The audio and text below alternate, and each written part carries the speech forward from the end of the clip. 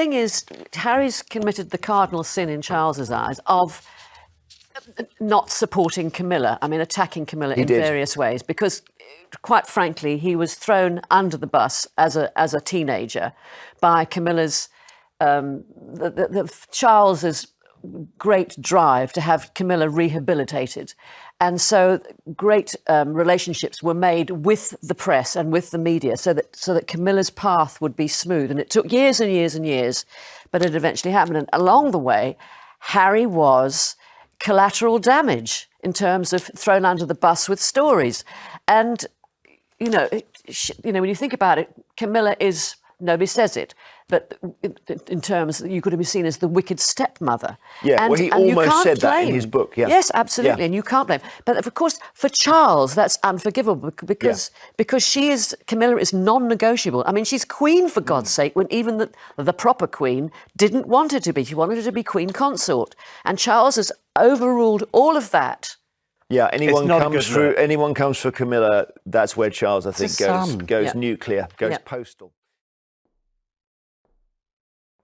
It was one of those rare daytime TV moments when, honestly, the carefully constructed choreography of politeness and press narratives just collapsed for a moment, and something real slipped through the cracks.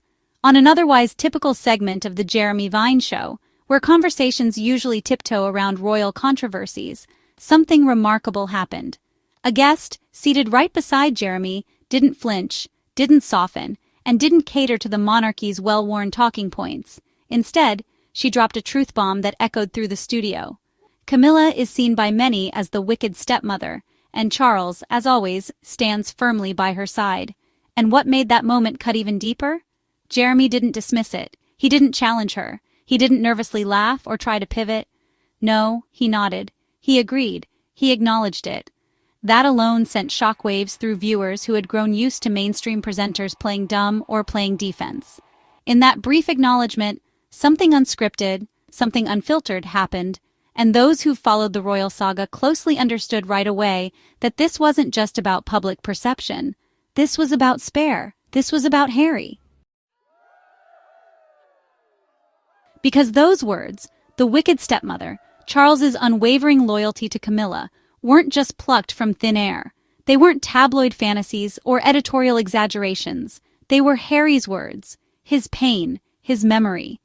In Spare, Prince Harry pulled back the thick velvet curtain of royal storytelling and dared to name what so many have danced around for years, that Camilla's path to queenship was paved with betrayal, spin, and ruthless ambition, and that his father, King Charles, instead of confronting the damage done, chose instead to back the very woman who played a key role in shattering their family. Jeremy Vine, maybe even without intending to, gave space for that truth to land out loud. And in doing so, he reminded viewers that this story isn't ancient history. It's the open wound still throbbing beneath the royal facade. For decades, the public was expected to accept a fairy tale redemption arc. Camilla went from being the other woman, the whispered name in every marital breakdown headline about Diana and Charles, to Queen Camilla, smiling on balconies and shaking hands in foreign countries, as if the past had been scrubbed clean. As if Diana's voice hadn't trembled when she told the world, "There were 3 of us in this marriage," as if the pain of the people hadn't been real.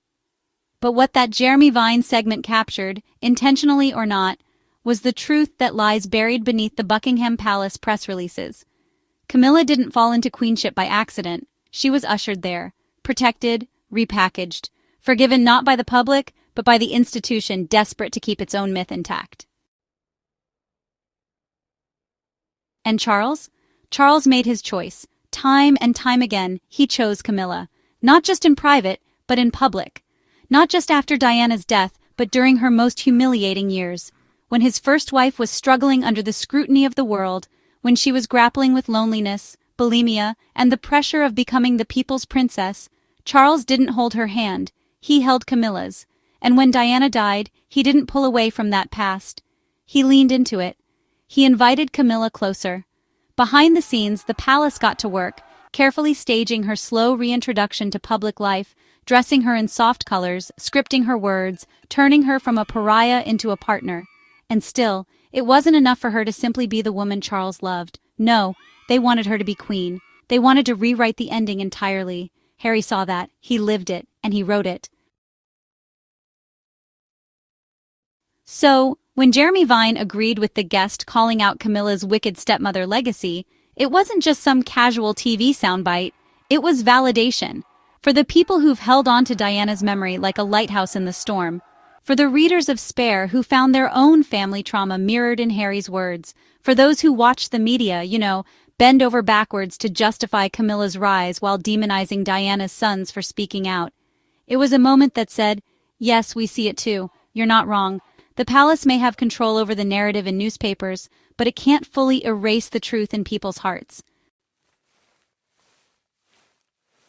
Let's not pretend this is some mere perception issue. And let's not act like calling Camilla the wicked stepmother is just tabloid hyperbole. That image didn't appear from thin air.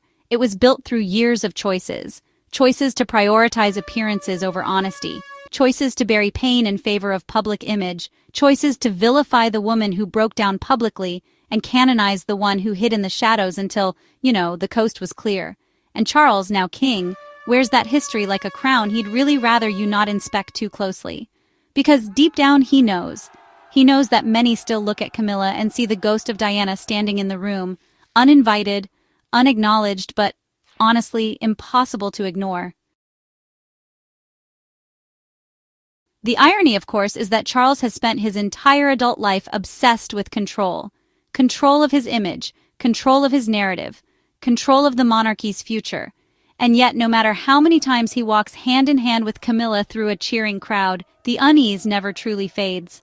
The public smiles are polite, but the memory of what was lost is louder.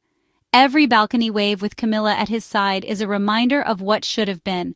Every editorial praising Camilla's resilience is, honestly, a slap in the face to Diana's suffering. And every time Harry or Meghan are dragged through the mud for speaking out, it exposes the hypocrisy of a family that forgave infidelity and deception, but not honesty. There's a reason Harry's book resonated so deeply. It wasn't just a royal tell-all. It was a son's reckoning with the institution that failed his mother, and then, tried to punish him for surviving it. In his words, you could honestly hear the echoes of a child forced to smile through trauma, to walk behind his mother's coffin while the whole world watched, and to later endure the, bizarre normalization of the very woman who contributed to his mother's misery. And that's what made the Jeremy Vine exchange so powerful, because it reminded viewers that the fairy tale has cracks, that not everyone bought the rebrand, that yes, Camilla wears a crown now, but, the stain of her history didn't magically disappear the moment she put it on. Charles's defense of Camilla isn't about love. It's about loyalty to the wrong thing, to reputation, to legacy, to the firm. He chose to shield Camilla from criticism while allowing his own son to be shredded by the press. He chose to reintroduce Camilla as a reformed figure while turning his back on Harry for simply speaking the truth. And he stood by silently as Meghan was racially targeted, as Harry was vilified, and as Diana's memory was sanitized for state use. That is not the behavior of a compassionate father. That is the behavior of a man who sees his image as more important than his integrity. So yes, Camilla is still seen by many as the wicked stepmother, and Charles stands firmly by her side. Those words spoken in that Jeremy Vine studio were not exaggerations. They were echoes of a larger, heavier truth, one Harry laid bare in Spare, and one the public has felt in their bones for decades. You can crown her, you can dress her in jewels, you can parade her through ceremonies and soften her with media puff pieces, but you cannot unwrite history. You cannot undo betrayal, and you cannot convince a grieving nation to forget the woman they truly loved, just because it's inconvenient to remember her.